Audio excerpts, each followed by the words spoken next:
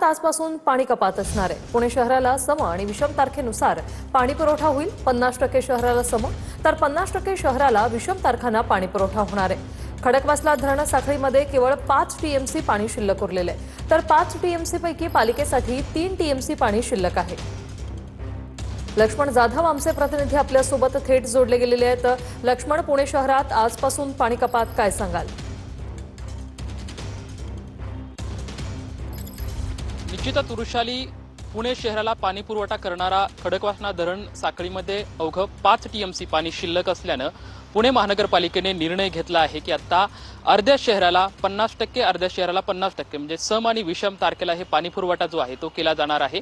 Monsoon जो आहे तो लांबणीवर गेल्याने अर्थातच हा निर्णय घ्यावा लागलेला आहे। सम तारखेमध्ये शिवाजीनगर भाग असेल, त्याचबरोबर ती विद्यापीठ असेल, गोखले नगर असेल, या भागामध्ये सम तारखेला पाणी पुरवठा केला जाणार आहे। विषम तारखेला पुण्यातील कोथरूडचा भाग, त्याचबरोबर ती सिंहगड रस्ता, पर्वती, वडगाव शेरी असेल, येरवडा असेल, कल्याणी नगर असेल, या भागाला विषम तारखेला पाणी पुरवठा जो आहे तो केला जाणार आहे। पुण्यामध्ये शहरातला 50% भाग हा सम आणि 50% विषम अशा अनुषंगाने खरं तर शहरामध्ये एक दिवसाआड पाणी पुरवठा जो आहे तो करण्याचा निर्णय जो आहे तो महानगरपालिकेने घेतला आहे। जे खडकवासला धरणामध्ये 5 टीएमसी पाणी शिल्लक आहे, त्या 5 टीएमसी पाणीमधलं 3 टीएमसी हे महानगरपालिकेसाठी खरं तर हे पाणी आहे। त्यामुळे अर्थातच हा निर्णय जो आहे तो महानगरपालिकेला घ्यावा लागलेला आहे।